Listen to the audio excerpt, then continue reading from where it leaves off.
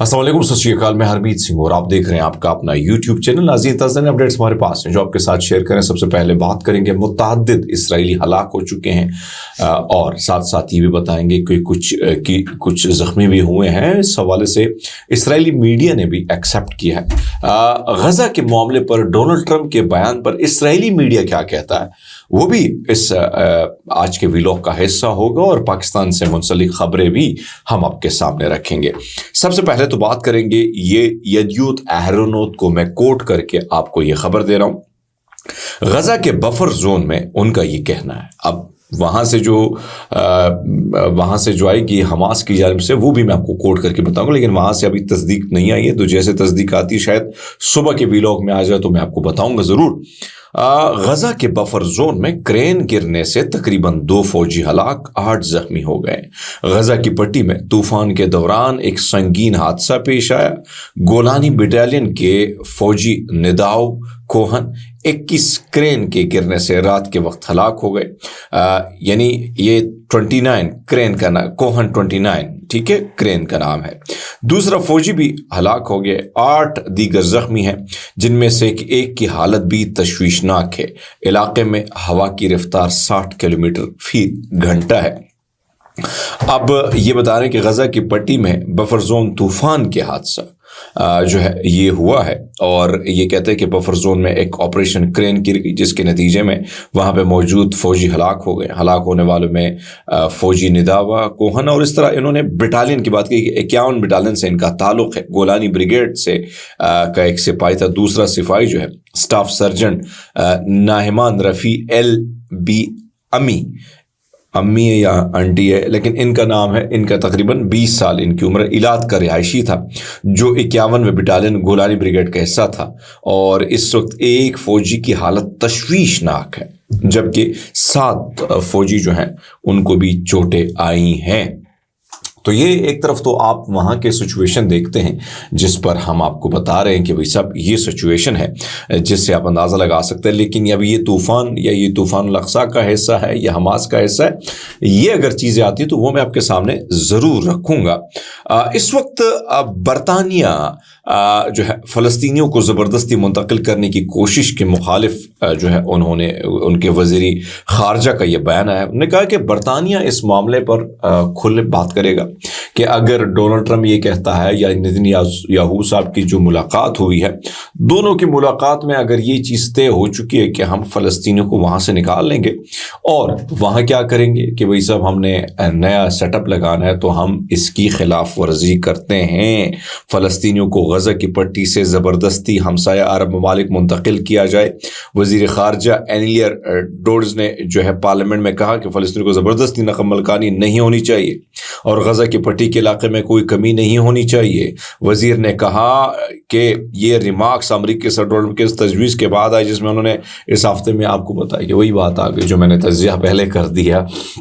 सो आप अंदाज़ा लगा सकते हैं कि किस तरीके से ये बयानात आ रहे हैं। दूसरी बात आपको बताते चले कि ऑस्ट्रेलवी खातून ने यहूदी जो जेविश स्कूल था उस स्कूल को धमकियां देने का इल्ज़ाम जो है उन्होंने लिखा है कि इसका नाम है यास्मीन मंसूर। उसने लिखा है कि कैंसर हो जाओ और आहिस्ता आहिस्ता मर जाओ।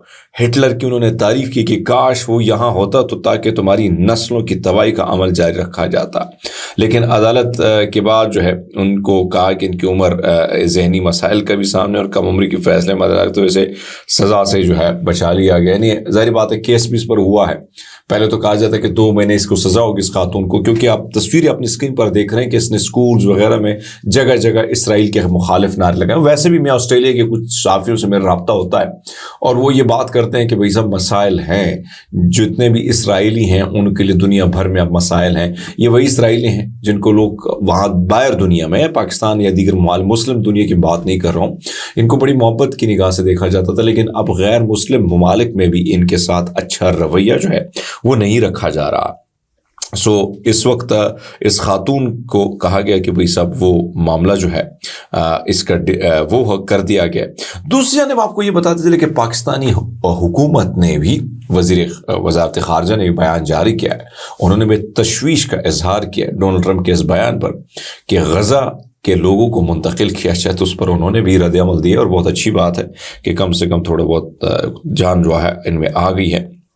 ایک طرف تو یہ سچویشن ہے جو آپ دیکھ رہے ہیں، دوسرے آپ کو یہ بتاتے چلیں کہ اس وقت جو امریکی صدر ہے ان کے بیان پر جو ہے غزہ پر قبضہ کے متنازع بیان پر فلسطینی کم سن لڑکی کی ایک ویڈیو آئی ہے، تھوڑا سا سن لیجئے گا پھر بات کرتے ہیں۔ مرحبا عزيزي ترامب رئيس الولايات المتحدة الأمريكية، معك الطفلة ماريا حنون من غزة. بدي أسألك سؤال وبتمنى يوصلك وتجاوبني. أنا كطفلة ناجي، آپ کو شاید یہ زبان سمجھ نہیں آئے گی، ہم آپ کا اب مجھے بھی نہیں آتی ہے، میں نے کون سا ادھر فلسطین میں وقت گزارے غزہ میں، لیکن بات وہی ہے کہ ترجمہ کر کے میں آپ کے سامنے رکھ لیتا ہوں۔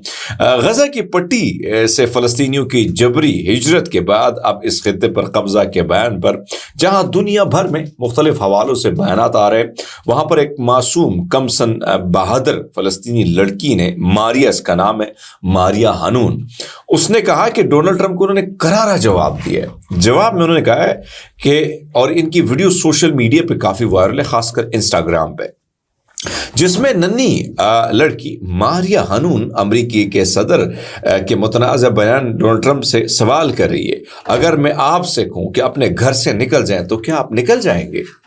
بڑا مزے کا سوال ہے کہ میں اگر آپ سے کہوں ڈونلڈ ٹرمپ انکل کہ آپ اپنے گھر سے نکل جائیں تو کیا آپ نکل جائیں گے؟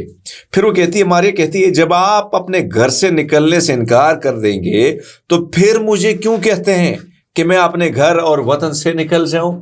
پھر وہ کہتی ہے کہ فلسطینی بچی نے ٹرمپ کو دو ٹوک جواب دیتے ہوئے کہ آپ پوری دنیا پر حکم چلاتے ہیں سوائے غزہ کی، کیونکہ غزہ خود پوری ایک دنیا ہے۔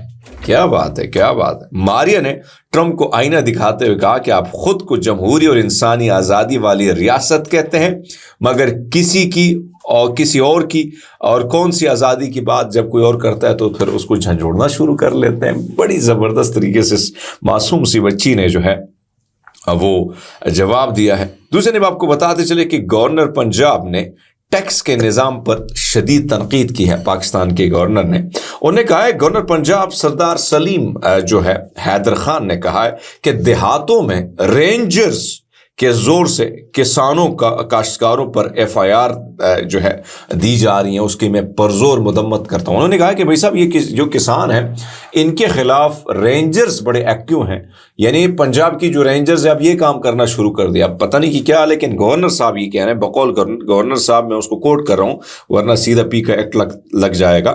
انہوں نے کہا ہے کہ کسانوں کے گھروں پر رینجرز کے ذریعے چھاپے مارنا، ٹرانسفارمر اتارنا اور بلا جواز پریشان کرنا قابل افسوس ہے۔ رینجرز کے کسانوں کے خلاف آپریشن کی میں بھرپور مذمت کرتا ہوں۔ گورنر سردار سلیم حیدر خان کا کہنا ہے کہ حکومت کا اوور ویلنگ تسلیم کرنے کے باوجود رینجرز کے ذریعے بجلی کے بلوں کی وصولی کرنے کا کوئی جواز نہیں ہے۔ پیپلز پارٹی کے علاوہ تمام حکومتوں نے کسانوں اور کاشتکاروں کو رگڑا لگایا۔ پیپلز پارٹی کسانوں کا، بھائی تو جھوٹ ہی بول رہا ہے، پیپلز پارٹی نے بھی کون سا اتنا تحفہ دیا ہے، لیکن بہرحال انہوں نے یہ بات کی کہ بھائی صاحب اس چیز کی جو ہے ہونی چاہیے کہ جو رینجرز جو ہے تنگ کر رہے ہیں، ہراسمنٹ کر رہے ہیں، جو نہیں ہونی چاہیے۔ دوسرے نے آپ کو یاد ہوگا مریم نواز صاحبہ جو ہیں ان کی بہت ساری آس پاس جو منسٹری میں ہے، کیبنٹ میں ہے، تو اس میں سے خاتون نے کہا تھا کہ پنجاب اور لاہور، پنجاب یعنی سب سے زیادہ سیف زون ہے، کس کے لیے؟ خواتین اور بچوں کے لیے۔ لیکن میں صرف آج کی سٹوری آپ کے سامنے رکھتا ہوں کہ کتنی خواتین کے ساتھ پولیس نے کتنی زیادتی کی ہے۔ پہلے تو رکھ لیتے ہیں آپ کے سامنے اس بیان کے بعد بیان جو میرے سامنے یعنی جو خبر آئی ہے، لاہور میں 2 خواتین پر تیزاب پھینکنے کا واقعہ پیش آیا ہے۔ پولیس کے مطابق لاہور کے علاقے ہربنس پورا میں موٹر سائیکل سواروں نے 2 خواتین پر تیزاب پھینک دیا۔ تیزاب سے خاتون سمیرا کا چہرہ اور ہاتھ جسم کا حصہ متاثر ہوا۔ متاثرہ خاتون کی جانب سے مقدمہ درج کروا دی گیا۔ تیزاب سے جھلسنے والی خاتون نے بتایا کہ وہ سودا لینے بازار گھر کے قریب پہنچی تو موٹر سائیکل سواروں نے یعنی 2 افراد نے ان پر تیزاب پھینکا۔ واقعہ میں جو ہے آتی ہوئی ایک دوست فائزہ بھی زخمی ہوئی۔ پولیس نے واقعے کی تحقیقات شروع کر دی۔ اب ایک اور واقعہ بھی آپ کے سامنے رکھ لیں تو، کیونکہ میڈم کہہ رہی کہ بڑا آسان ہے وہاں پہ خواتین جو ہے ان کے لیے وہ بڑی آسانیاں ہیں.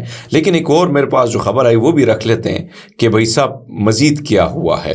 ایک اور علاقہ ہے یہاں پر کیا ہوا ہے، ریون پولیس کے کانسٹیبل کی جانب سے جو ہے کیا ہوا، یعنی یہ رکھوالے ہیں ہمارے آئی جی صاحب تو بھائی صاحب ٹک ٹاک بنانے میں مصروف ہے. مریم نواز صاحبہ، سی ایم صاحبہ اور اس کے اس ارد گرد جو لوگ ہیں وہ یہ کہتے ہیں کہ سیف زون ہے لاہور خواتین کے لیے، پنجاب سیف زون ہے. اب جو محافظ ہی درندے نکلے، محافظ ہی ریپسٹ اور قاتل نکلے تو پھر آپ گلہ کس سے کریں گے.